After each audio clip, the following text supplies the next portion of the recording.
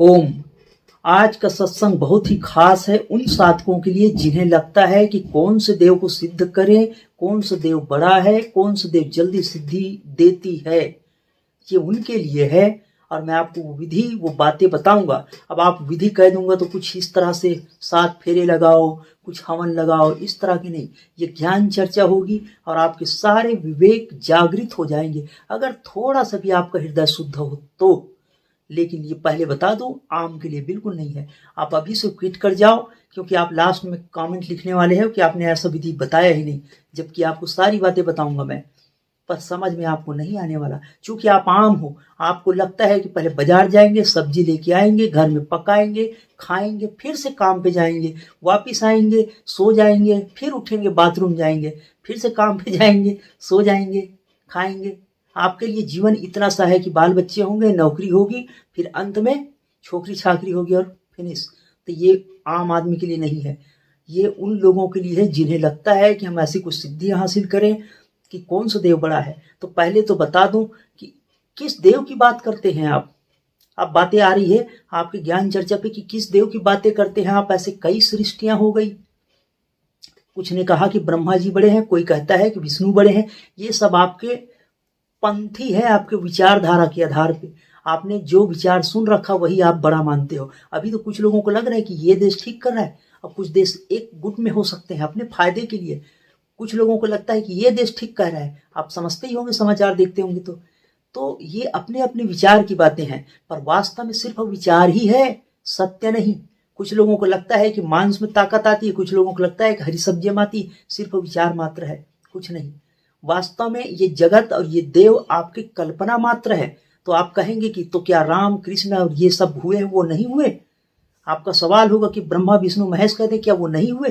देखो, रात्रि के स्वप्न में जब आप सो जाते हैं और आप उस स्वप्न में जो भी चीजें देखते हैं आपको वो सत्य घटित लगता है। अब बनाया किसने उस स्वप्न को? लेकिन आप स्वप्न में आप मेरे से सवाल करोगे, आप ही स्वप्न में हो और स्वप्न में सवाल करते हो कि मैं जो खा रहा हूं वो टेस्ट कहां से आ रहा है। ये सब सत्य घटना हो रही है, लेकिन ये बातें आपको स्वप्न जगत में समझ में नहीं आएगी। जिस दिन जागो तो पता चले यार ये तो स्वप्न था। तो आप ही सोचिए, मैं फिर से आपको बताता हूं कि अगर आपको लगता है कि ब्रह्मा जी बड़े हैं तो मैं आपको बताता हूं, आपने कहीं शास्त्रों में पढ़ रखा है कि ब्रह्मा जी जो है विष्णु जी के कमल से निकले हैं? ऐसा लगता है आपको?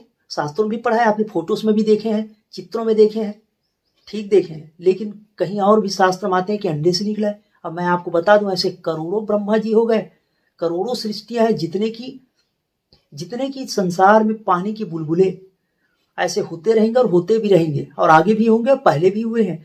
आसमान में जैसे बादल में गुब्बारे बनते हैं, कभी हाथी जैसा, कभी घोड़े जैसा, कभी भैंस जैसा, फिर से बदलते हैं। वही देवता दिखते हैं, वही यक्ष दिखते हैं, गंधर्व दिखते हैं आपके मनोराज के द्वारा। बादल के आकार बदलते रहता है, वैसे ये जगत बदलते रहता है, मिटते रहता है। कुछ लोगों को लगता है कि ये पंथ अच्छे हैं, किसी को लगता है कि ये संप्रदाय अच्छा है, किसी को लगता है कि, और जितने भी आपने सोच रखा है पंथ संप्रदाय विचारधाराएं, सबके सब अपनी अपनी मन की मति है। इसीलिए इसे मत मतांतर कहा जाता है, सबके मन की भेद है।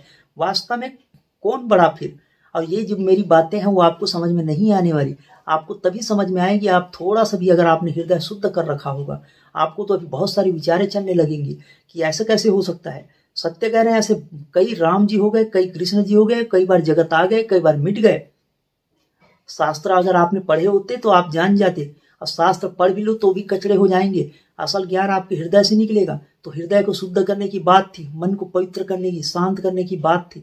तो आपका ज्ञान आपके अंदर से निकलता कि जो कुछ भी हो रहा है वो सब हो के मिट गए हैं। अगर ब्रह्मा जी की बात करते हैं तो कभी अंडे से उत्पन्न हुआ, कभी कमल से, कभी ऐसे ही, कभी ब्रह्मा जी से, कभी, अब कहेंगे कैसे ब्रह्मा जी से ही ब्रह्मा जी हो सकते हैं? आम के पेड़ से आम हो सकता है? कभी विष्णु जी से, कभी अपने आप हो गए, कभी मनुष्य ने रच लिया। कई बार तो ऐसे जगत बना है कि ऋषि मुनियों ने रच लिया। आपने उसी को जब आप पढ़ रखे हैं तो सिद्धाश्रम, गानगंज, ज्ञानगंज, और भी ना जाने हिमकागंज, ढिमकागंज, कुछ नहीं, बस मन की कल्पना मात्र है। जिसने मन को जीत लिया, जिसने हृदय शुद्ध कर लिया, वो अपना जगत, अपना सृष्टि स्वयं बना सकता है। लेकिन हम इस बात को समझना ही नहीं चाहते। हम चाहते हैं कि कौन सा देवता बड़ा है, कौन सा मंत्र बड़ा है, कौन सा पंथ बड़ा है, और हम यही उलझे रहते हैं। अगला व्यक्ति कह रहा है कि ये संप्रदाय अच्छे हैं, कोई कह रहा है कि ये पंथ अच्छे हैं, तो हम वहीं उलझे रहते हैं और आपसी में लड़ते रहते हैं। ये तो बहुत ही ऊपर की बात। मैं आपको ये बता दूं कि ये मूर्ति अच्छी है कि वो मूर्ति अच्छी है, ऐसे 5 करोड़ से ज्यादा तो मूर्तियां आपकी हो सकती है, आप ही की नहीं, उन पंथ वालों का भी और उन संप्रदाय वालों को नाम नहीं बोल रहा मैं। लेकिन अगर आप उन लोगों को चेक करोगे तो उनके भी बड़े वाले देव होते हैं, इनके भी छोटे वाले देव, मंझले वाले देव, और इस प्रकार से वो भ्रमित रहते हैं। और ये विचार ही तो हमारा, ये मन ही तो हमारा हमें भटका रखा है, क्योंकि जिस वस्तु को हम अच्छा समझते हैं वही हमारे लिए अच्छा फील होता है। कुछ लोगों को लगता है कि ये वस्तु बुरी है, उनको बुरा फील होता है। आप इस बात को भली भांति जानते हो कि ये मन का ही खेल है, लेकिन आप इसे हृदय शुद्ध हो तो मानोगे। हृदय शुद्धि करने के लिए आपको अपनी क्रिया, अपने मन को शांत करना चाहिए। ध्यान से बड़ा शांति और कुछ हो नहीं सकता। लेकिन आप ध्यान नहीं करोगे, आप उलझे रहोगे कि कौन सा देवता बड़ा है, कौन सा पंथ बड़ा है। तो वास्तव में ऐसे कई देव और कई ब्रह्मा विष्णु महेश हो कि यहाँ पानी के बुलबुले की तरह सब मिट गए हैं। तो आप इसमें ना उलझे रहो। अगर आपको इन बातों को समझना है तो ध्यान करना सीखो, हृदय शुद्ध करना सीखो, तो आपके सारे ज्ञान आपके हृदय से निकलेंगे। करना कुछ भी नहीं है। जितना भी आपने पढ़ रखा, जितना भी आपने कर रखा, जितना भी आपने पंच संप्रदाय की बातें जान रखा, उन सबको भूलना होगा। वास्तव में आपको ये और भी बोझ पकड़ा रहे हैं, आपके अहम को और बढ़ा रहे हैं। देखिए, कुछ भी नहीं है, ये स्वप्न जगत में सिर्फ स्वप्न मात्र है। अब आपको लगता होगा कि खाना आप भी खाते होंगे, बड़े बड़े मोटे मोटे कमेंट करोगे। ये शारीरिक घटनाएं हैं। वास्तव में स्वप्न जगत में ये सब कुछ चलता है और आपको सत्य लगता है। लेकिन जो थोड़ा भी जागा हुआ है, जागने का मतलब है कि जिन्हें ज्ञान है, अंदर की हृदय शुद्ध है, वो ये बात को भली भांति जानता है कि वास्तव में कौन बड़ा है, कौन छोटा है। कोई बड़ा नहीं, कोई छोटा नहीं, ये सब मन का ही खेल है। मैं एक सवाल आपसे करता हूं कि किसी पागल व्यक्ति को बोलोगे कि अभी तीसरा विश्व युद्ध हो गया, क्या बोलेगा? फर्क ही नहीं पड़ता। ना कोई युद्ध होता है, ना कोई मरते हैं, ना कोई जीते हैं। अब आप कहोगे तो पागल की बात है, तो आप और हम क्या है फिर? पागल भाषा को समझिए, पागल किस लिए होता है और क्या होता है वो समझिए। मन में वो सोचता है कि अभी कोई मुझे मारने वाला है, तो जिसे पागल कहते हैं वो पत्थर उठा लेता है अपनी आत्मरक्षा के लिए।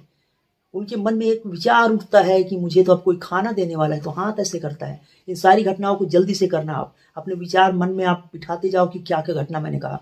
पहले मैंने कहा, आपने उसे देखा, उसने आपको देखा, उन्हें लगा कि पत्थर मारने वाला है। क्यों? क्योंकि आप उसे मारने वाले हो। उनके मन में एक विचार उठी और उसने अपना प्रतिक्रिया दिया।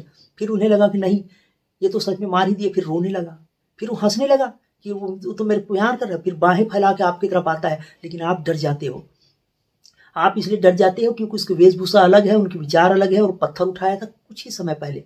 फिर से आप देखिए कि पागल किसे कहते हैं, जिनका विचार क्षणिक क्षणिक उठता है, बदलते रहता है, उठता है, बदलते रहता है। फिर से वो उन घटनाओं को देखो, उन्हें लगता है कि अब तो रात होने वाली है और सो गया वहीं पे जमीन पे। फिर से उनको लगा कि नहीं, अब तो दिन हो गए, उठ जाऊं। फिर अचानक शेर आ रहे हैं, उन्हें लगा और वो डरने लगा। फिर अचानक उनको लगा कि नहीं, मेरे निकट वाले आ रहे हैं, अरे देव आ गया, चलो पैर छू लूं। इन सारी घटनाओं को जितना मैंने बोला उसे आप सबको जोड़ो, और सबको जोड़कर आप देखो कि कंटिन्यू इस घटनाओं को करते जाओ। फिर आप क्या लगता है, आप बताओ, पागल हुआ ना? तो आपके विचार थोड़ी थोड़ी उससे ज्यादा है।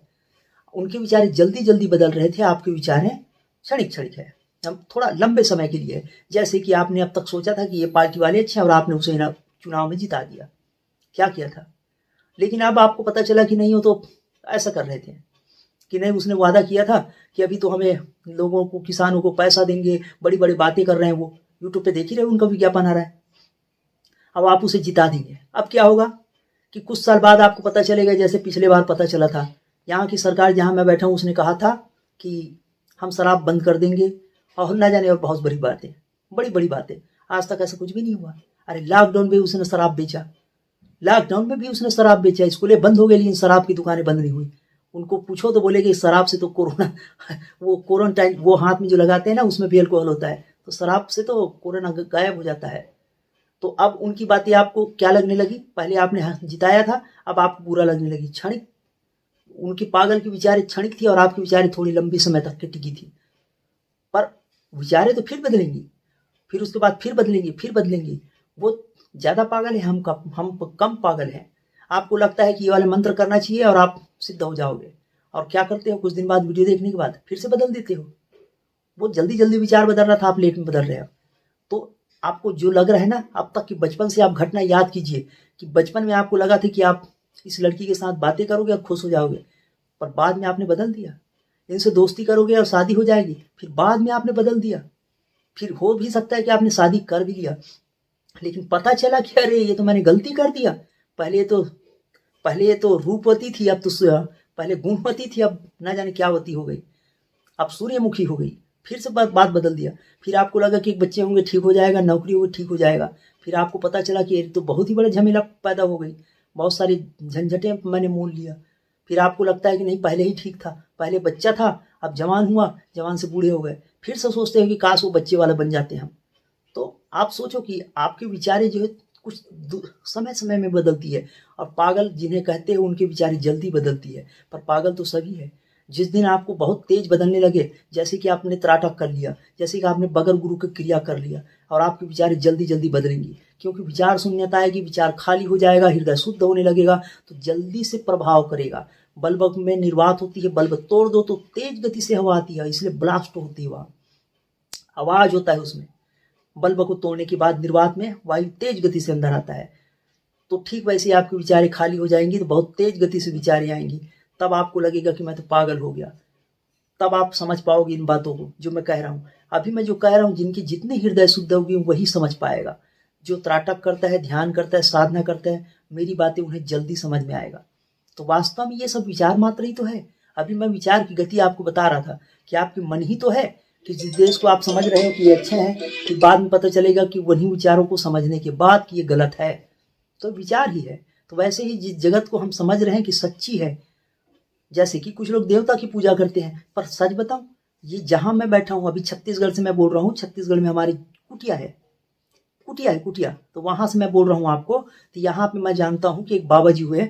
अभी मैं दूध लेने गया था, तो अपना ही बंदा है, वो बता रहा था कि ये आप समझिए पोल है कुछ लंबी, 10 मीटर 5 मीटर की पोल है, या 12 फीट की पोल है, उसे जय करने कह रहा था। तो मैंने कहा ये जो बाबा जी है ना, अगर ये होते तो मैं उसे जय कर लेता। अगर उनके ज्ञान को मैं मानता, तब हो सकता है कि आप जैसे पूजा कर रहे हो ज्ञानी रहा होगा, तो मैं निश्चित ही उनको आदर करता। लेकिन खंभे को पूजा करूं, ये मेरे से नहीं होगा।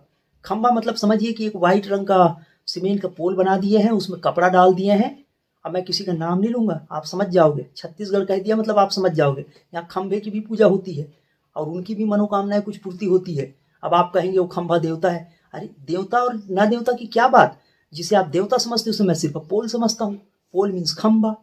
अब कुछ लोग उसे बस सीमेंट का पुतला समझते हैं, वास्तव में कुछ भी नहीं। आपकी श्रद्धा, आपका विश्वास काम करता है। हाँ, बाबा जी के ज्ञान अगर होगा, ज्ञानी थे और उनके विचारों पे पालन करते हो आप, तो मैं भी कद्र करूंगा, मैं भी आपको सत्कार दूंगा, आदर दूंगा कि हाँ उनके विचार अच्छे थे। उसने एक डायलॉग दिया था, मन के एक समान। तो बात वहां पे आती है कि हम उसके विचारों को, उनके ज्ञान को हम समझते हैं। खंभा में अगर आप मत्था तोड़ते हो, आपका सर फोड़ते हो, तो आपकी श्रद्धा के कारण काम बनती है। वास्तव में कोई देव बड़े नहीं, कोई छोटे नहीं, आपकी श्रद्धा, आपके विचार ही है जो आपको ऐसा कराती है। रामचंद्र जी भी सरयू नदी में शरीर त्याग किए थे, कृष्ण को भी बहेलिये ने तीर मारा था, बुद्ध भी आए थे, महावीर भी आए थे। ये सब जिन्होंने अपने हृदय शुद्ध किया था, उन्होंने इन सब बातों को जाना था जो अभी कह रहे हैं। आप भी हृदय शुद्ध करोगे, आप भी जानोगे। कुछ लोगों को लगता है कि हृदय शुद्ध करना मीन्स कुंडली जागरण करना बड़ी बात है, जब मैं कई बार गारंटी दे चुका हूं कि कोई बड़ी बात नहीं है। जिसका भी गहरा ध्यान लगता है, जो भी सहस्त्र सार में स्थित होता है, 3 मिनट से भी ऊपर, 3 मिनट भी लगने के लिए आपको ना मन की विचारों को शांत करना होगा। एक विचार उठती है, दूसरा उठने वाला होता है, तीसरा उठने वाला होता है। और जिनको जितनी ज्यादा विचारें उठती है उतना ही पागल है, और जिनकी विचारें जितने कम कम होते जाता है, जितना लंबे समय तक शांत होते जाता है, वो उतना ही ठीक है। जैसे आप 5 साल के लिए इस नेता को अच्छा समझे, 5 साल के लिए इसको समझोगे, फिर और जैसे अभी मैंने उदाहरण बताया था कुछ समय पहले। लेकिन जो साधना करता है उन्हें इन सब में सम रहता है, सुख और दुख में सम रहता है। उसे पता होता है कि सुख और दुख मन का ही खेल है। और मैं कई उदाहरण दे सकता हूं आपको। अब वीडियो लंबा है करके आप छोड़ मत जाना, आप बात को समझिए पूरा, कि वास्तव में नहीं आपको किसी पत्थर में टेकनी है, और ना ही आपको सर पटकनी है, और नहीं खंभा पूजा करनी है। करनी ही है तो अपने आप की जगाने की क्रिया करनी है, जिसे आप बहुत सारे नाम दे सकते हो। कुंडली जागरण, विचार शून्यता, ध्यान, एकाग्रता, बहुत सी बातें हैं। मंत्र सिद्धि या प्राणायाम, इन सारी बातों से आपकी एकाग्रता आएगी। पिछले सत्संग में मैंने बताया था। और जिस दिन एकाग्रता आ जाए तो आपका ध्यान भी लगने लगेगा, आपको ध्यान में बड़ी सहायक है, और आपके हृदय से ही वो ज्ञान उभरने लगेगी। तो कोई कह रहा था कि ब्रह्मा जी बड़े हैं, विष्णु जी बड़े हैं, इन सब चक्करों में ना उलझो। जिसमें सबसे बड़ा है वो बड़ा आप ही हो। अगर आप उसको बड़ा ना मानो तो कोई बड़ा नहीं। जैसे जिस भगवान को हम भगवान मानते हैं उसे महज मात्र पत्थर और खंभा बस मानते हैं बहुत लोग। जैसे मैं भी एक को बताया, खंभा बस मानता हूँ। मैं उन बाबा जी के विचारों को गाली नहीं दे रहा हूँ, उन बाबा जी के विचारों को खंडन नहीं कर रहा हूँ। मैं खंडन कर रहा हूँ खंभे और लकड़ियों को। ये महज मात्र प्रतीक हो सकते हैं आपके जगाने के लिए। महत्व तो रखती है, पर इतना भी नहीं कि आप खंभे से चिपक के रहो। हाँ, महत्व तो हो सकता है उसके ज्ञान का, खंभों से नहीं। अभी मैं, हो सकता है कि आपको ये बातें समझ में नहीं आए, तो मैं आपको ये खंभे का जिसकी मैं बात कर रहा हूँ आप स्टोरी पे देख लेना। जब मैं उस गांव में फिर से जाऊंगा तो ऐसे हर गांव में खंभे होते हैं, कुछ गांव को छोड़कर। मतलब उनके पंथ और संप्रदाय वाले भी बहुत होते हैं और वो खंभा को पूजा करते हैं। हाँ, तो आप कौन से और हम कौन से अच्छे हैं? हम भी तो वही कर रहे हैं। कबीरदास जी आए थे और कबीरदास जी ने खुद कहा कि पत्थर पूजे खुदा मिलेगा, और हम तो मैं तो पूजूंगा पहाड़ को। और हम क्या करते हैं? हम भी तो उसे खंभे को, उसे पत्थर को पूजा कर रहे हैं। और किसी और को खंभे कहेंगे, हम क्यों उसका अपमान करेंगे? सबके सब पागल ही है। और जिन लोगों को विचार इनमें टिकता नहीं है, जितने जितने विचार शून्यता शांति है, वो इस बात को जानता है। मेरी बातें आपको समझ में आए ना आए, पर यही सत्य है। मैं किसी और के लिए नहीं कहा, हम सबके लिए कहा। तो किसी को ये सोचने की जरूरत नहीं है कि कौन से देव बड़े हैं कौन से छोटे हैं। अगर आप ब्रह्मा जी, या अगर आप विष्णु जी, अगर आप कबीर पंथी हो, अगर आप ना जाने और कौन से पंथी हो, तो ये सिर्फ विचार मात्र है। उस समय उनको तलवार की जरूरत पड़ी, वो तलवार उठाया था। जिस समय उनको शांत होने की जरूरत पड़ी, वो शांति किया था। पर एक विचार जो यहाँ महत्व तो नहीं रखता समय के आधार पे, वो उसमें बंधे नहीं, लचीला थे, उनके विचारें शांति थी। तो उन्हें कहते हैं कि वो अपने आप को साध चुका था। अब आप किसी देवता को साधने जाओगे, पता नहीं कब तक क्या करोगे उनके लिए। हाँ, ऐसा भी हो सकता है खंभे के लिए आपने एक श्लोक लिख दिया, उसे बार बार आप रट्टा मारो, और उस श्लोक को पढ़ने के बाद आपकी शरीर हिलने लगेगी। और ये भी हो सकता है कितने ज्यादा भाव में आओ कि बाल खुला करके नाचने लगोगे। और जब एकाग्रता रहेगी उस विशेष ध्वनि पे, विशेष कविता पे, हाँ हाँ, आपके शब्दों में वो उसे चालीसा कहते हैं, ठीक है, आपके शब्दों में उसे चालीसा कहते हैं। आप उस चालीसा को पढ़ोगे जब, तो आपको विशेष शांति मिलेगी। लेकिन वास्तव में कौन हुआ? वो कविता किसी ने लिख रखा था वो, या फिर आपकी श्रद्धा, आपकी विश्वास? तो बात को समझिएगा, कोई देव बड़े नहीं, कोई छोटे नहीं। अगर बड़ा है और छोटा है तो आपका हृदय, आपका मन, आपकी तरंगे, आपके विचार है। अगर आपने उसे शांत कर लिया, उससे साध लिया, तो सर्वदेव आपके सज जाएंगे और सारी बातें आपको समझ में आएगी। और कहीं किताबों को, बोझ को पढ़ने की जरूरत नहीं पड़ेगी। आपको हृदय शुद्ध हो जाए तो सारी किताबें आपके अंदर से निकलेगी, आप हर बातों को समझोगे। तो जिन लोगों को बातें बुरी लगी उनके लिए क्षमा चाहते हैं, जिनको बात समझ में आई तो स्वागत है। आप हृदय शुद्ध करना चाहो तो हम भी कैंप लगाते हैं, आ सकते हो। और वो स्टोरी पे मैं आपको खंभा वाली वीडियो डाल दूंगा जब भी मैं उधर जाऊंगा जहाँ खंभे गड़े होते हैं। आप खुद ही देखना। मैं हो सकता है बाबा जी की वीडियोस को ना डालूं, विशेष पंथ संप्रदाय के लोगों को बुरा ना लगे, पर समझना आप, अब मैं किसी को बुरा लगाने के लिए नहीं बोल रहा हूँ, बात समझाने के लिए बोल रहा हूँ। उन लोगों को जिनको लगता है कि बुद्धिजीवी वर्ग है, और जो बिल्कुल ही इस मार्ग में नहीं आए, उन्हें समझ में नहीं आएगा। और जो पूरी तरह से पढ़े लिखे हैं उनको तो ये बात से मतलब ही नहीं। मतलब बात समझिए, स्कूल में सिर्फ अनपढ़ लोग ही जाते हैं। अब आप कहेंगे पढ़े लिखे जाते हैं, बिल्कुल नहीं। पढ़े लिखे लोग पढ़ाने जाते हैं, वहां पे पढ़े लिखे लोग पढ़ाने ही जाते हैं। तो उन्हीं लोगों के लिए है जो अनपढ़ है। और जिन लोग बिल्कुल ही पढ़ना नहीं चाहते उनके लिए नहीं है। बिल्कुल पढ़ना ही नहीं चाहते, स्कूल में नहीं जाते, और उनकी बात में समझ में आएगी भी नहीं। तो जो पढ़े लिखे वो भी नहीं जाते, जो अनपढ़ है सिर्फ उनके लिए, इस विषय के लिए। अब मैं आपको अनपढ़ नहीं कह रहा हूँ, जो इस विषय को जानना चाहते हैं उनके लिए है। जो जाने हुए हैं वो इस सब्जेक्ट को छोड़ दो, यहाँ से सुना यहाँ से निकाल दो। और जो बिल्कुल नहीं जानना चाहते उनके लिए भी नहीं है, जिसे मैं आम आदमी कहा। तो किस देव को साधना है ये बिल्कुल भ्रमित ना होए। कौन सा देव बड़ा है, कौन पहले आए हैं, बिल्कुल भ्रमित ना होइए। कई ऐसे सृष्टि हो चुकी है जिनमें कोई देव ही नहीं थे, मनुष्य ही मनुष्य थे। कई ऐसे सृष्टियां हुई जिनमें सिर्फ जानवर ही जानवर थे। कई बार ऐसा महाप्रलय हुआ जिनमें सिर्फ अंधकार ही था, सिर्फ अंधकार। अब कोई संप्रदाय ही नहीं था। कई बार ऐसे सृष्टि हुआ सिर्फ जल ही जल थे और जलचर ही थे, तो वहां को, और कई ऐसी सृष्टियां हुई जहां पे लोगों को मारना, लोगों पे अत्याचार करना वही नियम था, और जो ज्यादा मारेगा, ज्यादा अत्याचार करेगा, वो मुक्त होते थे। तो पानी के बुलबुले उठे हैं तो मिटेंगे, अब जाएंगे कहाँ? अब आप समझिएगा, आकाश में बादल आप देखते हो, अब आप कहोगे बादल अलग है, आकाश अलग है, कैसे? जब बादल छट जाएगी तो क्या वो बादल की जो धुंध थी, बादल की जो काला कालापन था, क्या धरती में आता है? बिल्कुल नहीं आता। तो कहाँ जाता है? बादल में ही, मतलब आकाश में मिक्स हो जाता है। तो असल में छटना किसे है? जो आपने किताबें, जो आपने पंथ, जो आपने संप्रदाय, जो आपने अपनी मान्यता, अपने विचारों को जो लाद रखा है, किताबों का ज्ञान को, लोगों की बातों को, कि ये चालीसा बड़ी है, वो मंत्र बड़ा है, ये पंथ अच्छा है, उन विचारों के बादल को जब छांट दोगे तो सिर्फ आकाश रह जाएगा, बादल नहीं रहेगा। अब आप कहेंगे बादल भी तो आकाश ही है, बिल्कुल है, बादल भी आकाश ही है और आकाश भी बादल ही है, लेकिन ये बात हजम नहीं होगी। मैं अगर कह दूं कि बादल भी आकाश ही है, हुआ क्या? नहीं हुआ होगा। बादल अलग है, काला झुंड है, कुछ धुएं जैसा, और आकाश तो एकदम नीलिमा वाला है, नीले रंग पे दिया हुआ। इसीलिए तो विष्णु जी की या फिर भगवान जी की तस्वीरें नीली बनाई गई है, क्योंकि वो उसके बादल छट गए हैं, वरना बुद्ध की तस्वीरें नीली नहीं हो सकती। आदमी आखिर आदमी ही होता है, कबीरदास नीला नहीं हो सकता, कृष्ण नीला नहीं हो सकता। आदमी के रंग आखिर काला या हल्का गेरुआ या फिर व्हाइट हो सकता है, जैसा भी समझते हो, नीले रंग का नहीं हो सकता। बनाने का अर्थ यही था उसे नीला, कि उसके बादल छट गए हैं, और हमारी बादल अगर छट जाए तो हम भी आकाश हो जाएंगे, क्योंकि आकाश में ही बादल है। अब बादल का मतलब है अज्ञानता, अगर यह अज्ञानता छट जाए तो सब आकाश में हो जाएगा, अर्थात वही पर ब्रह्म या परमात्मा हो जाएगा। अब ये मत कहना कि कुछ पंथ संप्रदाय वालों की तरफ से कि नहीं, सातवें आसमान में, आकाश में और भी जन्नत होते हैं। अभी मैंने बताया कि कई बार सृष्टि तो ऋषि मुनि लोगों ने बना दिया, जिसे आकाशगंज, दुनियागंज क्या नाम देते हो, पर वास्तव में वो भी भ्रम है। मन से उसने बना रखा और अपने मन के विचारों को थोप के आपको वहां ले जा भी सकता है, वापिस भी कर सकता है।